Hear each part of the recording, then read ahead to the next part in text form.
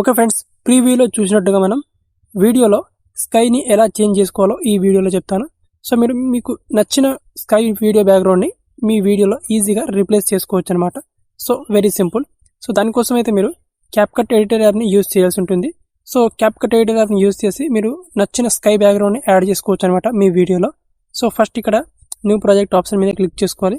Click చేసుకొని ఏదైతే మీ videos ఉంటాయో సో ఆ వీడియోని ఇంపోర్ట్ చేసుకోవాలి. సో ఇక్కడ నేను వీడియోని ఇంపోర్ట్ చేసుకుంటాను. ఓకే, ఈ విధంగా వీడియోని ఇంపోర్ట్ చేసుకున్న తర్వాత సింపుల్గా ఇప్పుడు ఈ వీడియోకి బ్యాక్గ్రౌండ్లో స్కై అయితే లేదు ఇక్కడ. సో ప్లే చేస్తాను. సో ఇక్కడ వీడియో అనేది మనకు ఈ విధంగా ఉంది. సో బ్యాక్గ్రౌండ్లో మనకు స్కై అయితే కనిపించడం లేదు.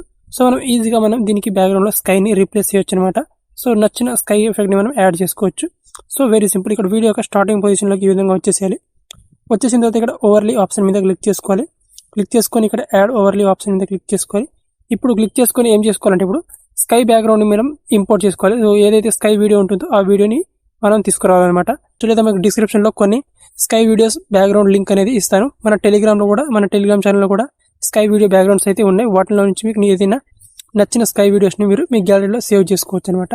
సో ఈ విధంగా ఒక స్కై వీడియో నేను ఇక్కడ ఈ విధంగా తీసుకొస్తాను అనమాట. ఈ విధంగా అండ్ తీసుకొచ్చి ఇప్పుడు దీన్ని సైజ్ని కొంచెం ఈ విధంగా ఇంక్రీజ్ చేసుకుంటాను.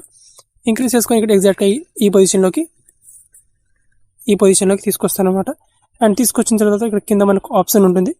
ఆప్షన్లో సింపుల్గా మనకు మాస్క్ అని ఆప్షన్ ఉంటుంది. మాస్క్ ఆప్షన్ మీద క్లిక్ చేసుకొని ఇక్కడ స్ప్లిట్ ఆప్షన్ మీద క్లిక్ చేసుకోవాలి. అండ్ ఇక్కడ స్ప్లిట్ ఆప్షన్ మీద క్లిక్ చేస్తే మనం ఇక్కడ ఈ పొజిషన్లోకి వచ్చేసిన తర్వాత కింద మనకు ఏరో మార్క్ ఉంది. ఏరో మార్క్ లైట్గా ఇక్కడ ఈ విధంగా జస్ట్ ఈ విధంగా స్లైడ్ చేసుకోవాలి. అండ్ ఇక్కడ రైట్ టిక్ మార్క్ మీద క్లిక్ చేసుకోవాలి. సో క్లిక్ చేసుకొని ఇప్పుడు సింపుల్గా సో ఎగ్జాక్ట్గా ఈ స్కైని సింపుల్గా దీనికి బ్యాక్గ్రౌండ్తో మ్యాచ్ అయ్యే విధంగా చూసుకోవాలన్నమాట. సో ఇక్కడ స్ప్లైస్ అనే ఆప్షన్ ఉంటుంది.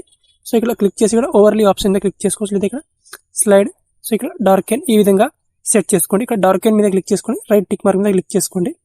క్లిక్ చేసుకొని ఇక్కడ మనకు వీడియో ఎంతవరకు అయితే ఉంటుందో అంతవరకు స్కై వీడియోని ఈజీగా యాడ్ చేసుకోండి అనమాట. సో ఇప్పుడు ప్లే చేస్తే మనకు ఈ విధంగా అయితే వస్తుంది అనమాట. సో నెక్స్ట్ ఏం చేసుకోవాలంటే మళ్ళీ ఇక్కడ యాడ్ ఓవర్లీ ఆప్షన్ మీద క్లిక్ చేసి ఏదైతే మనం ఇంపోర్ట్ చేసుకున్నామో మెయిన్ వీడియో ఆ వీడియోని మళ్ళీ తీసుకురావాలి ఇక్కడ.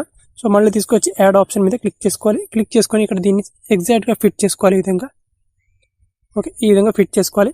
ఫిట్ చేసుకొని ఇక్కడ సింపుల్గా మనకు కట్అవుట్ అనే ఆప్షన్ ఉంటుంది. కట్అవుట్ ఆప్షన్ మీద క్లిక్ చేసుకొని రిమూవ్ బ్యాక్గ్రౌండ్ అనే ఆప్షన్ ఉంటుంది. రిమూవ్ బ్యాక్గ్రౌండ్ ఆప్షన్ మీద క్లిక్ చేసుకోవాలి. క్లిక్ చేసుకొని సింపుల్గా మనకు ఈ వీడియో యొక్క బ్యాక్గ్రౌండ్ అనేది రిమూవ్ అయిపోతుంది అనమాట. ఇక్కడ ఏదైతే మనం లేయర్ తీసుకున్నామో సో ఈ వీడియో యొక్క బ్యాక్గ్రౌండ్ అనేది ఇక్కడ సింపుల్గా రిమూవ్ చేసుకోవాలి ఈ విధంగా.